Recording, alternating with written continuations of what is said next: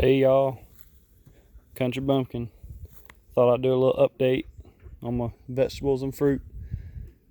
And we'll start with this first raised bed. We'll do a little tour around the garden here. This is all strawberries.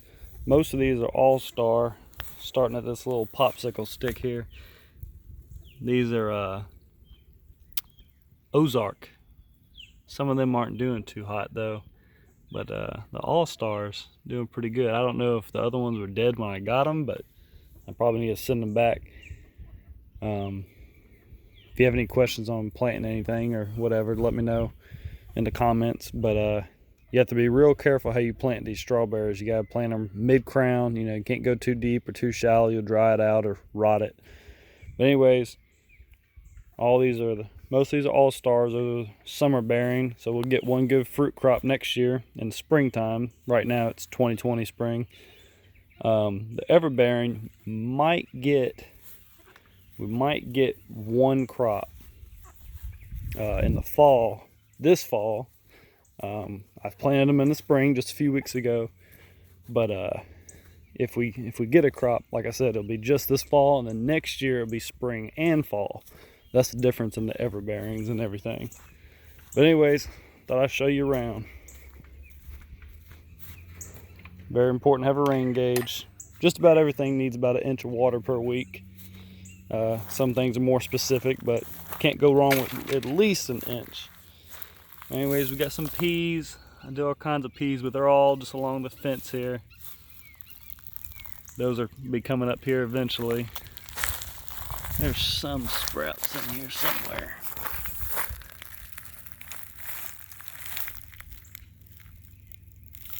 It'll make me a liar. I know there's some here somewhere. Ah, there's one.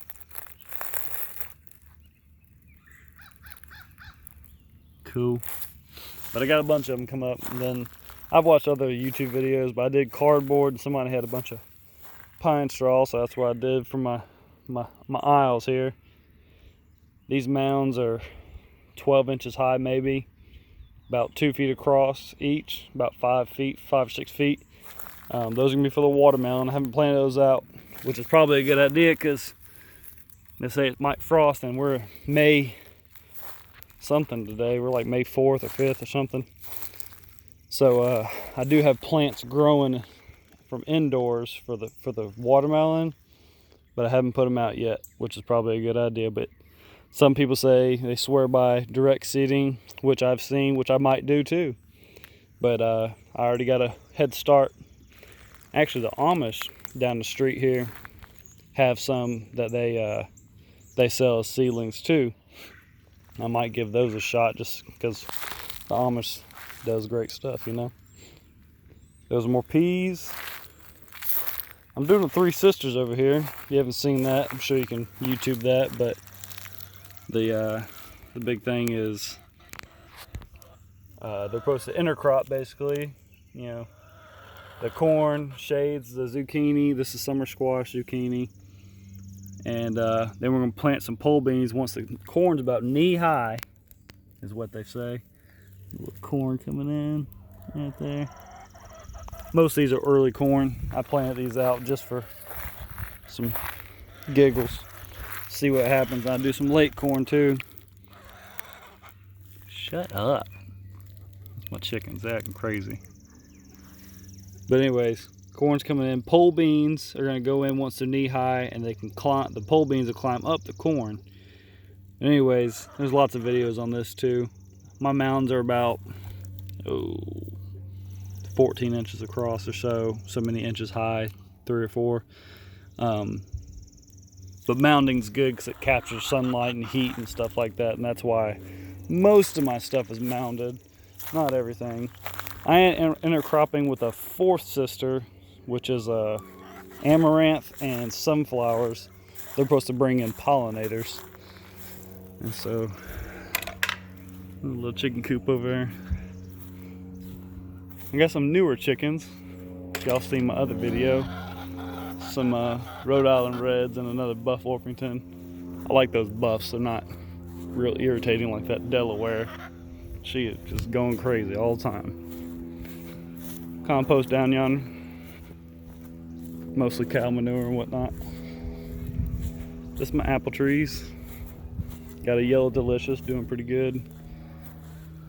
Got some yellow on here. We'll check and see what that might be. Actually, I don't know what that might be. That's new. I hadn't seen that yet.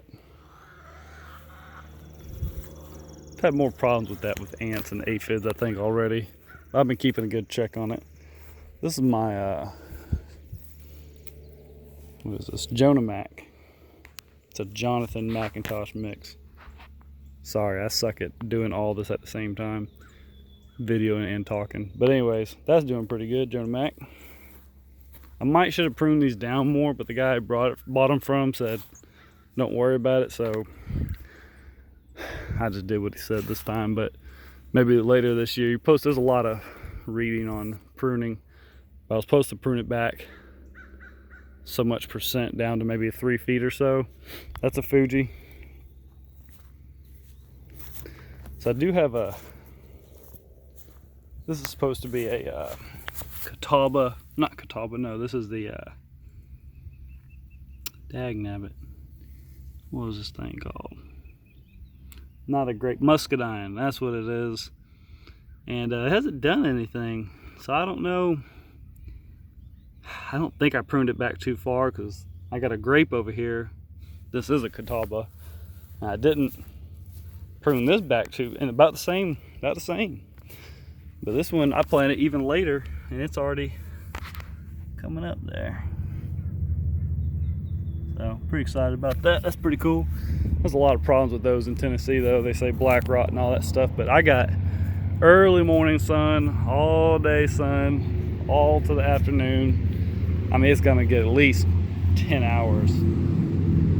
The wife put in some cosmos and zinnias over here. Those are for pollinators as well. Got my new blueberry bushes, just put those in. Those are a northern high bush. One's a Jersey, one's a blue crop, I think. Those are those two. I just got those online. They came in way smaller than these that I got from a nursery. I just got these too. These were still this year. But I had some problems with some, let's see if I can't find any. I've been plucking off anything that looks like it might have something on it, but I don't want to pluck all of them off. Let's see if I can get that in the video there. This little red dots. Every now and then I get a few that kind of look a little infected with something. I treat it with some fungicide and different things, but I've been, you gotta be real particular with your soil amendments on this, especially. Oh, sorry, these are rabbit eyes, which supposedly do really well out here. There's a berry farm up the street here, Kelly's Berry Farm, and they do rabbit eye bushes. This isn't from them, but they do pretty much all rabbit eye bushes. One's a Tiff Blue, which I believe is this one on the left, and the other one is a Climax. I did get these from somewhere at McMinnville or something in Tennessee. This is my Everbearing Strawberries here. Once again, these are the Ozarks. These are hard to see, and they look like they're growing. One right there, one right there. Most of these are doing something, but not all of them. That one over there is doing pretty good. Anyways, this is how I did my setup though. These railroad ties are already here. I got lucky with this guy leaving a bunch of stuff behind that I bought this house from.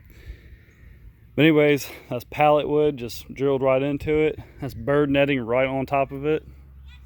Easy peasy. Anyways, that's pretty much it. My rain barrels did pretty good this year.